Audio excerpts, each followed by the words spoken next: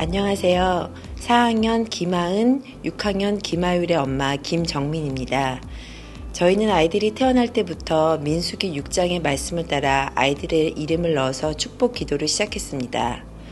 여호와는 하율이 하은이에게 복을 주시고 하율이 하은이를 지키시길 원하며 여호와는 그 얼굴을 하율이 하은이에게 비추사 은혜 베푸시기를 원하며 여호와는 그 얼굴을 하율이 하은이에게 향하여 드사 축복 주시기를 원하노라. 예수님의 이름으로 기도하였습니다. 아멘. 잠들기 전 그리고 아침에 학교 라이드를 해주면서 축복 기도를 해줍니다. 저는 말의 힘을 믿습니다. 아이들을 붙잡고 입술로 고백할 때 힘이 있고 그렇게 되리라 믿기에 매일 아침 저녁으로 기도를 해주고 있습니다. 6학년 사춘기인 아들에게 요새 왠지 모르는 거리감이 느껴지곤 했는데 이렇게 기도할 때 한 번이라도 몸을 닿으며 기도해주는 이 순간이 너무도 귀함을 느끼고 있습니다. 세상의 즐거움보다 하나님이 먼저 되는 삶을 살기를 진심으로 소망합니다. 우리의 다음 세대 자녀들이 세상에 귀하게 쓰임받는 아이들로 자라길 바랍니다. 그래서 그들이 어딜 가든지 꼴이 되지 않고 머리 되길 다음 세대 아이들을 간절히 축복합니다. 안녕하세요. 213 훈련자 10기 김경희입니다. 오늘 하나님께서 우리에게 주신 말씀은 에베소서 4장 15절과 16절 말씀입니다. 함께 읽겠습니다. 에베소서 4장 15절에서 16절 말씀입니다. 오직 사랑 안에서 참된 것을 하여 범사에 그에게까지 자랄지라. 그는 머리니 곧 그리스도라. 그에게서 온몸이 각 마디를 통하여 도움을 받음으로 연결되고 결합되어 각 지체의 분량대로 역사하여 그 몸을 자라게 하며 사랑 안에서 스스로 배우느니라. 저희는 매주 수요일마다 침례교 신앙과 메시지의 주제로 말씀을 나누고 있습니다. 오늘은 14번째 시간으로 협력이라는 주제로 말씀을 나누기 원합니다. 침례의 신앙과 메시지에서 말하는 협력은 어떠한 것을 의미할까요? 침례교 신앙과 메시지에서 강조하고 있는 것은 지역교회들과의 상호 관계를 맺고 서로 도와주어야 한다는 것을 의미합니다. 앞서 6번째 주제로 우리가 살펴본 교회에 대해서 여러분들께서 기억하시리라 생각합니다.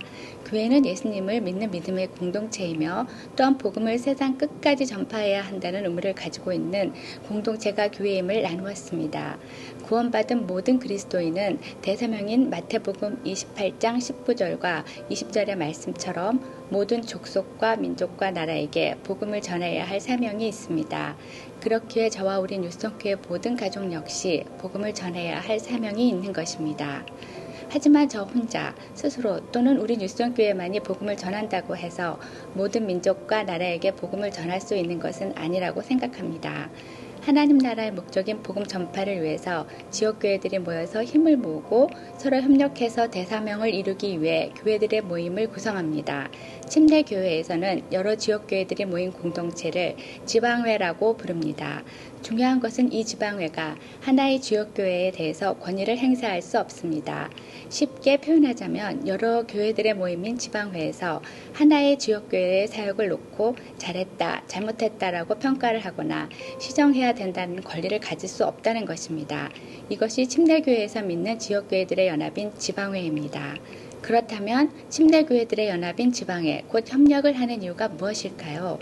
그것은 바로 서로 협력하여 지역교회 간의 어려움을 서로 도와줌으로써 극복하는 목적이 있으며 또한 교육적, 선교적 사역을 위해 힘을 모아 복음을 전하는 것이 목적이기 때문입니다.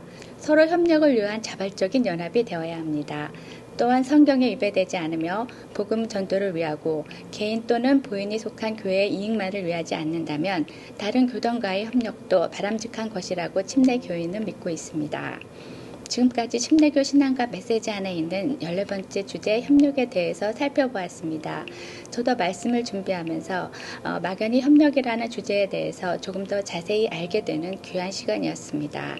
그러면서도 한편으로는 우리 뉴스톤교회도 침례교회로서 이러한 협력을 중시하고 사역에 적용하고 있을 텐데 과연 지금까지 어떠한 사역이 있었을까 궁금했습니다.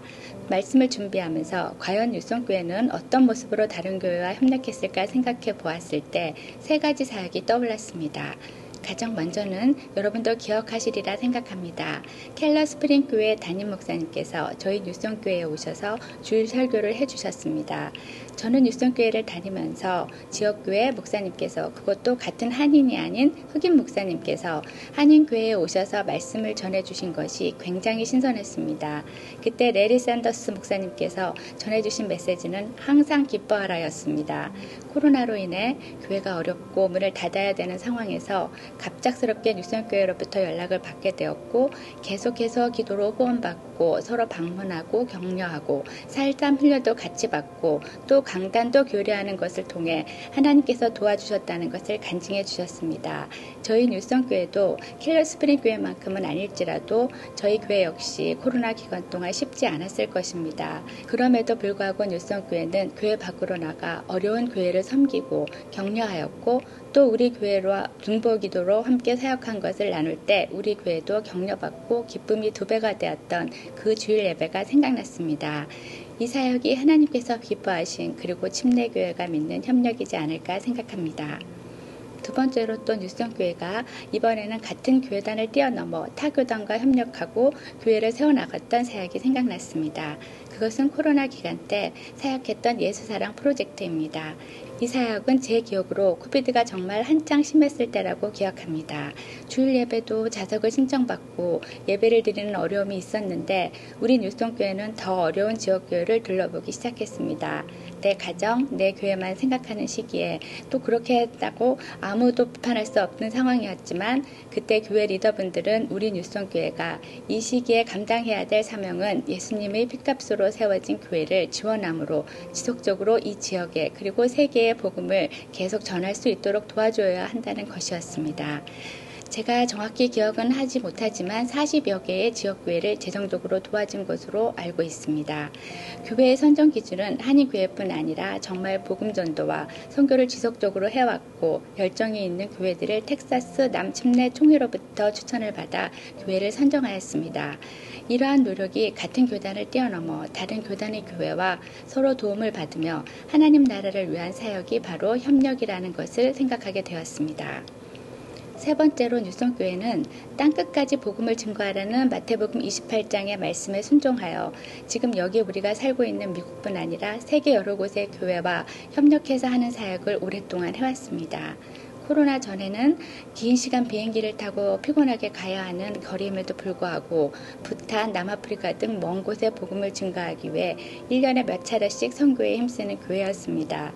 또 코로나로 인해서 외국에 선교를 갈 수 없는 상황이 계속되자 해외 제자 재생산 세미나를 통해서 파키스탄, 남아프리카 등 여러 교회와 4.13 훈련을 하고 서로 받은 바 은혜를 나누는 귀한 시간을 지속적으로 가져왔습니다. 요한계시록 7장 10절 말씀처럼 각 나라와 족속과 백석과 방언에서 아무도 셀 수 없는 큰 무리가 나와 구원하심이 보좌에 앉으신 우리 하나님과 어린 양께 있도다 하니, 라는 말씀처럼 주일날 다른 나라의 다른 언어로 성경 말씀을 봉독했던 일들은 여러분도 생생히 기억하고 있을 것입니다. 또 얼마 전에 끝난 2차에 걸친 제자 재생산 워크숍 또한 이 지역이 아닌 미국 전역에서 오셔서 4.13, 1.13 훈련을 받으시고 그 기간 내내 섬기신 뉴스온 지체들의 섬김과 협력은 참석한 많은 교회들로부터 큰 감동과 도전을 이끌어내어 큰 선한 영향력을 끼친 협력 사역입니다. 이렇게 계속 생각하다 보니 너무 많은 사역들이 생각이 나서 하나하나 언급한다면 언제 끝날까 하는 생각이 들 정도로 많은 협력 사역이 있었던 것입니다. 오늘 서두의 협력이라는 주제로 에베소서 4장 15절과 16절 말씀을 읽었습니다. 한 번 더 15절과 16절 말씀을 읽겠습니다.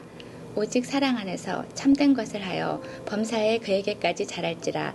그는 머리니 곧 그리스도라. 그에게서 온몸이 각 마디를 통하여 도움을 받음으로 연결되고 결합되어 각 지체의 분량대로 역사하여 그 몸을 자라게 하며 사랑 안에서 스스로 세우느니라. 에베소서의 말씀은 1차적으로 각 교회 안의 지체들에게 하신 말씀이라고 생각합니다. 하지만 더 나아가 침례교회에서 말하는 협력에도 적용 가능한 말씀이라고 믿습니다. 우리가 협력하기 위해 우선 되어야 할 것은 15절 가장 앞부분에 있는 사랑이라고 생각합니다. 내 교회, 내 목장, 내 가정만 생각하는 본인 중심의 신앙생활이 아닌 모든 교회가 하나님의 계획하심과 인도하심에 세워진 교회라는 사실을 기억하고 서로 사랑하면 교단을 뛰어넘는 어떠한 협력도 복음 전도와 선교를 위해 가능한 일이라고 믿습니다. 우리가 서로 사랑하고 복음 전도와 선교를 향해 하나의 목적을 위해 협력한다면 하나님께서 기뻐하시는 모든 지역교회와 지방에 그리고 모든 공동체가 되리라고 믿습니다. 기도하시겠습니다. 사랑의 아버지 하나님, 우리의 부족함을 기억하지 않으시며 우리의 연약함을 아시고 교회라는 공동체를 우리에게 주셔서 이 땅에서부터 하나님의 사랑을 나누고 실천할 수 있도록 해주심에 감사드립니다. 오늘 저희는 협력이라는 주제로 말씀을 나누었습니다. 우리는 성령님의 도우심이 없다면 이기적이고 남을 섬길 수 없는 사람들인데 이 교회 공동체를 통하여 서로 협력하고 또 다른 교회나 교단을 뛰어넘어 예수님이 우리에게 주신 지상명령을 수행해야 하는 것을 배웠습니다. 오늘 배운 대로 나 자신의 생각과 이익보다는 주님 나라 확장을 먼저 생각하고 행동하며 나아가는 성도의 삶을 살게 하시고 그리하여 많은 사람을 하나님께 인도하는 복된 삶을 살아가도록 인도하여 주시옵소서. 예수님의 이름으로 기도합니다. 아멘.